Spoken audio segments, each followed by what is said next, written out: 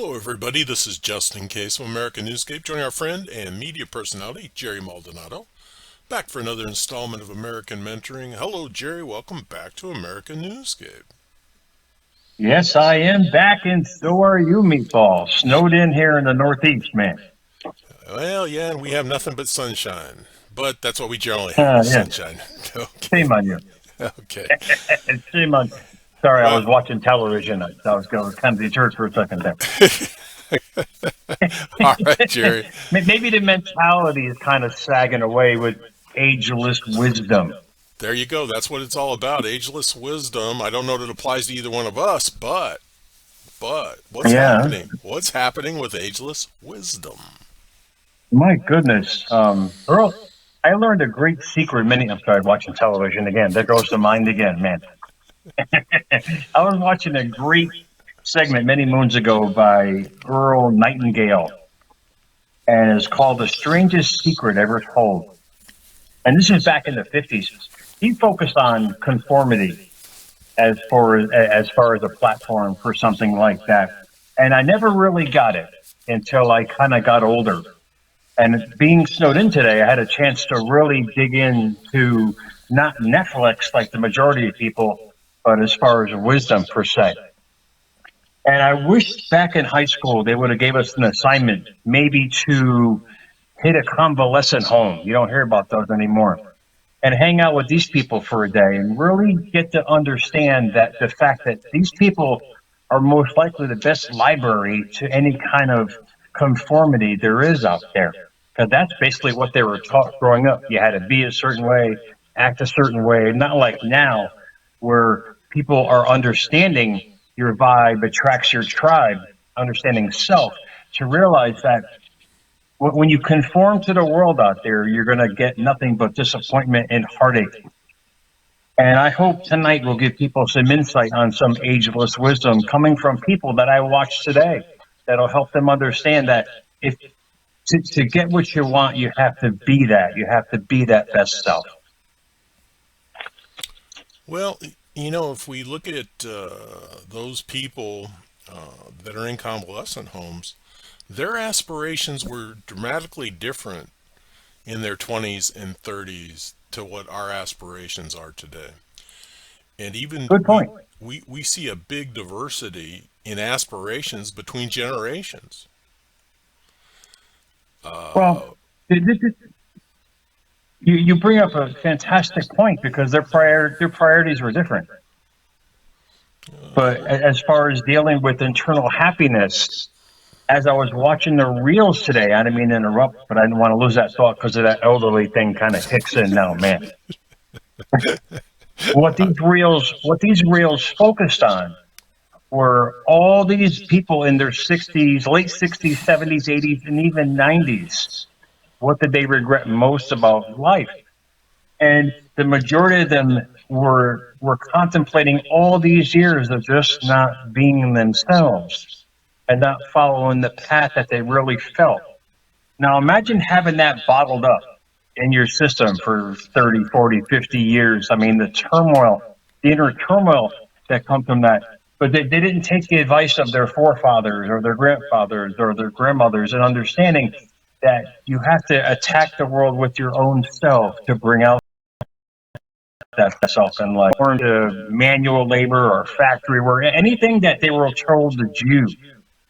And that was one of their biggest regrets. And it's something that we, as this generation now, getting up a little bit in echelon and age there, me, Paul, understand for ourselves, focus on improving yourself, not proving yourself. You talk about being oneself, and that makes a good point, Jerry. I chose to be myself at a young age because it was a very easy path to I not didn't. yeah, to not conform, just to like myself, be myself, and there's a lot of people that don't allow themselves that. Yeah. It's almost like instilled in their mindset that they have to be something else. I get it. And honestly, I really didn't find myself until like 10 years ago. That was actually from after my my divorce, because I was being by myself in order to find myself. And a lot of people can't do that. I get it. But true inner peace and true happiness can only come from that. And from that, how should we say, bottom feeder start, and just a rising of confidence of self.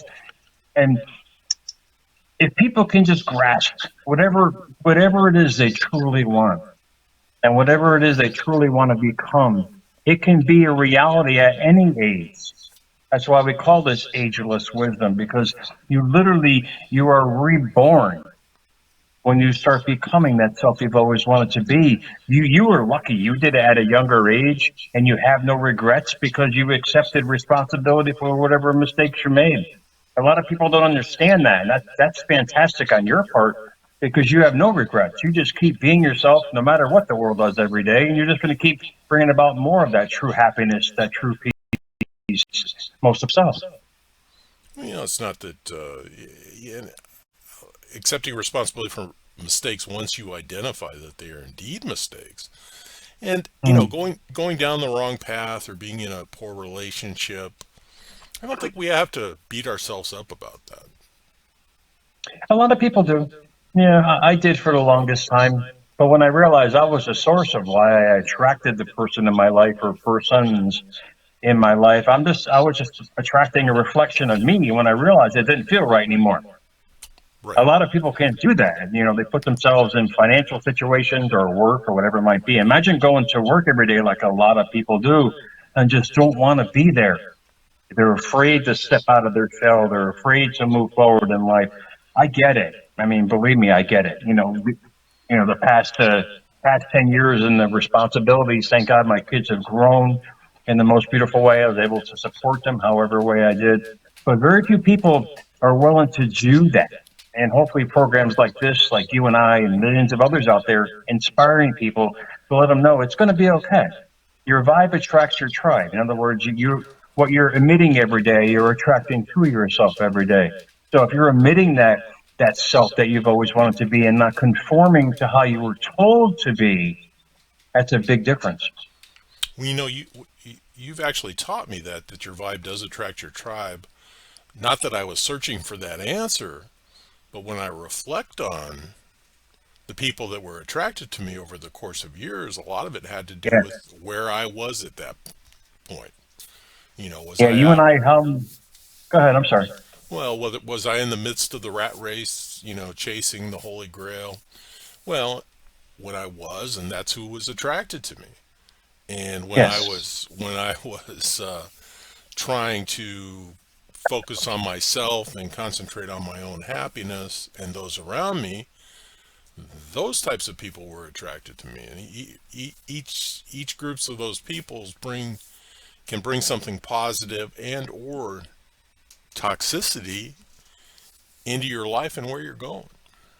God, I love that. I love that. It's total understanding of what you bring in and what's taken away. And you bring up a fabulous point. You and I have always related. I don't know how many years we've known each other, a decade, I think. You got me. I'm sorry. Yeah, you actually, I think you found me at my bottom's end. You didn't really know about it because I was kind of just giving you my work and my writings and my columns. But something about you and I have always connected. And that's great because you're right. The vibe does attract your tribe. And people don't understand it. They think the world comes to them. No, it's emitted from you and then comes to you. So this is a great revelation of self. When you start focusing on improving yourself, you never have to prove yourself because you're just going to be yourself. Well, Jerry, even though you were going through some things back when we met each other, you still brought a remarkable perspective and an honesty in your writing, and I had a lot of respect for and admiration for that. So even you in a lull period, let's call it a lull period, brought a lot to the table. You, you brought up another great point. I mean, fantastic. I was admitting to you, and this is a great thing for people to realize. I was giving you the life I've always wanted, even though I was living in turmoil. They call that living in the end, where you're actually projecting out the life you want from your vibe, but your surroundings speak otherwise. And for people to understand that's law of attraction 101, law of vibration, whatever you want to call it. But it's you projecting out what you've always wanted to be. Even though I don't have the quote unquote accolades of a journalist or writer, I still got journalism jobs, communication jobs. I was never afraid to step out of my box, even though I failed English in high school. It was never it was never a deterrent for me or writing a book. It never stopped me. And this is what you bring up a great point. I was projecting what I've always wanted to be, even though around me it wasn't it. Well, And this is what people, if you can do that, I mean, your life will change in a heartbeat. it's funny you talk about having trouble writing and becoming a writer, and I was it basically in this. I found myself writing out of necessity and enjoying it. Wow. And Yeah. It's amazing how we come across things that are locked up in our deep self, and then we realize that self and start bringing out that self. It's an amazing life, man.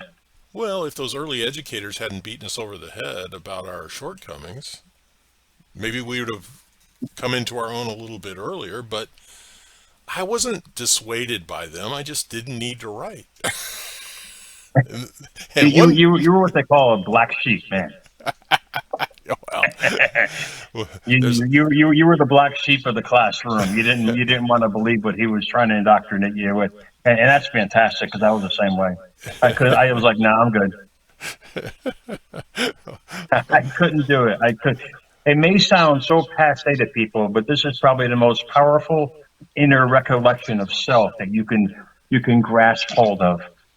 Is understanding who you are as a person and letting out the person you've always wanted to be. Even if you're living in a box, man, and you start projecting out wealth, you're going to attract that wealth to you. But you have to realize improving yourself first instead of proving yourself. Because when you improve yourself, you attract to yourself what you want for yourself, just like you and I and millions of others have, even before all the so-called tangible things came into our life. We were projecting that self out there. well, it's one of the greatest motivators, at least for me, and I think a lot of people can relate to this, is being told that I don't have the talent to do something.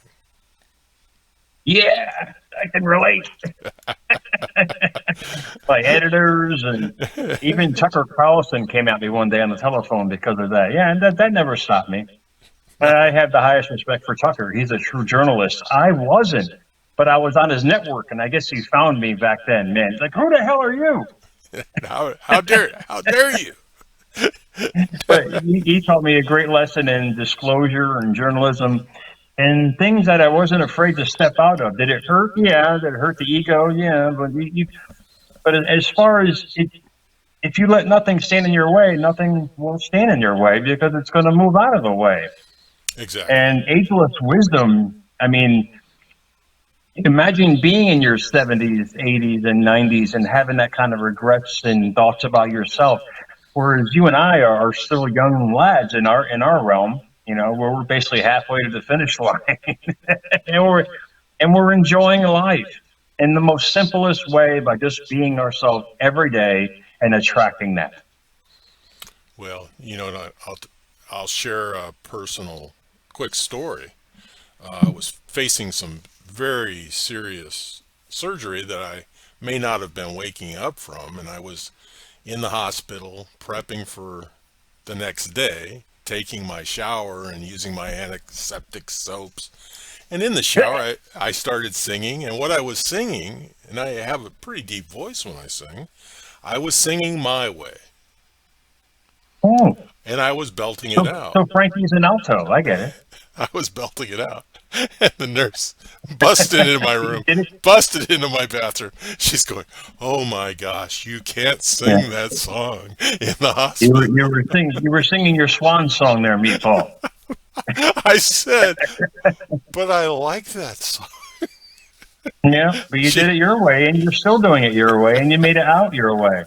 I did. You know, Yeah, I think you actually told me not the story, but what you're going through on a health issue. Yeah, it's quite compelling on that way, and you approached it with the fortitude and the laughter that you bring out every day anyway. So what you knew the outcome before the outcome.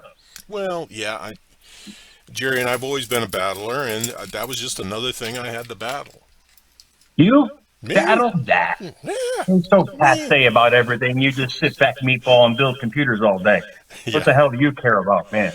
you're right. But no, I go along to get along. I'm well known for that. That should be my new middle name. Go along to get along. you are a hoarder of technology. You just keep it and keep rebuilding it, and it comes offline and goes online in the middle of it, and you go ahead and blame me. But no, I'm just kidding. No, But yeah, hopefully, people realize, most importantly, ageless wisdom is you understanding yourself and learning from that. Most people go to other people to learn about their life instead of their own life. When you start learning about your life, you can improve your life from that. It's ageless wisdom about where you've been to understand where you're going. right. A little bit of search within, and your life has so many things it can teach you. You know, You you and I focus on this show and basically all of the episodes. Thank you very much for that. On the inside, we have nothing about the outside. It's all about our inside and how we feel, act, and think. When I realized I was a conduit of energy and I can just point and shoot wherever I want to put it every day, I'm going to start getting results from that. I was like, wow. I said, what a concept, man. And it started evolving into who I am today. Yeah, which is a pretty positive force or energy, which is a good thing. Yeah. Yeah. Despite what they say, it's a good thing, Jerry. I'm saying right now, your positive energy is a good thing. Well, it's what you bring up a great point. It's what I've chosen to be. This is the ageless wisdom that people don't understand. It's what you choose to be will be. So if you choose, like we mentioned all the time here in America's New Escape, and I do on my show, what do you see in the mirror every day? It sounds so passe, but it's so powerful.